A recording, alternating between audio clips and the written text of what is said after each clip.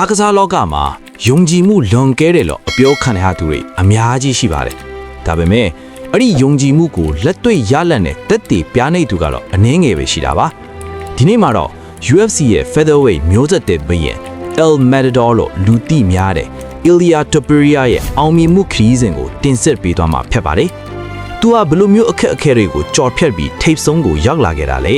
။ Topuria ကို1990ခုနှစ်မှာဂျာမနီနိုင်ငံမှာမွေးဖွားခဲ့ပြီးဂျော်ဂျီယာလူမျိုးမိဘတွေကဆင်းသက်လာတာဖြစ်ပါတယ်။အသက်9နှစ်အရွယ်မှာဂျော်ဂျီယာကိုပြန်လည်ပြောင်းရွှေ့ခဲ့ပြီး Greek Roman နပန်းပညာကိုစတင်သင်ယူခဲ့ပါတယ်။ဒါပေမဲ့သူ့ဘဝရဲ့အချိုးအကွေကတော့အသက်15နှစ်အရွယ်မှာစပိန်နိုင်ငံ Alicante မြို့ကိုပြောင်းရွှေ့ခဲ့ရခြင်းပါပဲ။ဘာသာစကားနဲ့ယဉ်ကျေးမှုမတူညီရဲ့မြေကြားမှာသူဟာ Clement Club ဆိုတဲ့ gym ကိုရောက်ရှိသွားခဲ့ပြီး MMA လောကထဲကိုခြေစုံပစ်ခဲ့ပါတယ်။သူဟာဂျော်ဂျီယာသားတယောက်ရဲ့စိတ်ဓာတ်ပြင်းထန်မှုနဲ့စပိန်မြေရဲ့နီးစနစ်တွေကိုပေါင်းစပ်ပြီး El Matador ဆိုတဲ့ပြိုင်ဘက်ကိန်းတိုက်ခိုက်ရေးသမားတူဖြစ်လာခဲ့ပါတယ်။ Topuria ရဲ့အန်ဒီရဲ့အရှိဆုံးလက်နက်ဟာတော့သူ့ရဲ့ boxing precision ခေါ်လက်သီးချက်ကိုရဲ့တိကျမှုပါပဲ။သူဟာအခြားသော MMA ကစားသမားတွေလိုလက်သီးတွေကိုရန်တမ်းပစ်လွတ်သားမျိုးမဟုတ်ဘဲပြိုင်ဘက်ရဲ့အားနည်းချက်ကိုစက္ကန့်ပိုင်းအတွင်းရှာဖွေပြီးအဆုံးစီရင်တတ်သူပါ။သူ့ရဲ့ပညာထောက်ပါတဲ့တိုက်စစ်စင်မှုတွေ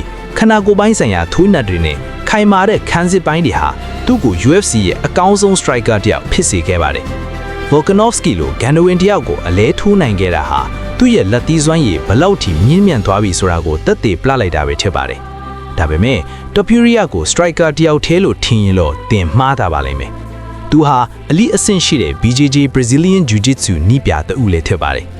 ဂျော်ဂျီယာနပန်းအခြေခံကောင်းတွေရှိတဲ့အပြင်မြေပြင်တိုက်ခိုက်မှုတွေမှာလည်းအလွန်ပါးနတ်သူပါ။သူ့ရဲ့ကစားသမားဘဝအစောပိုင်းအောင်မြင်မှုအများစုဟာ submission နဲ့ရရှိခဲ့တာဖြစ်ပြီးပြိုင်ဘက်ကမတက်ရက်တိုက်ခိုက်မှုမှာရှင်းနိုင်တောင်မြေပြင်ရောက်သွားရင် Topuria ရဲ့ချိုးကွက်တွေကနေရုံးထွက်ဖို့မလွယ်ကူပါဘူး။ဒီလိုဘတ်စုံတော်တဲ့ဇွမ်းရည်တွေကြောင့်ပဲသူဟာအခုလိုချန်ပီယံခါဘက်ကိုသိမ်းပိုက်နိုင်ခဲ့တာဖြစ်ပါတယ်။ Ilia Topuria ဟာစပိန်နိုင်ငံအတွက်ပထမဆုံး UFC ချန်ပီယံဖြစ်လာတယ်လို့ဂျော်ဂျီယာလူမျိုးတွေအတွက်လည်းဂုဏ်ယူစရာသူရဲကောင်းတူဖြစ်နေပါပြီ။သူဟာအပြောနဲ့တွေမဟုတ်ပဲအလုံးနဲ့ပါတက်တည်ပြနိုင်ခဲ့တဲ့စစ်မှန်ချန်ပီယံတူပါ။မိတ်ဆွေတို့တော့ Ilia Topuria ရဲ့နောက်ထပ်ပွဲစဉ်တွေမှာဘယ်သူနဲ့ရင်ဆိုင်ရတာကိုမြင်ကျင်သေးတာလဲ။ comment မှာရေးခဲ့ပေးပါဦး။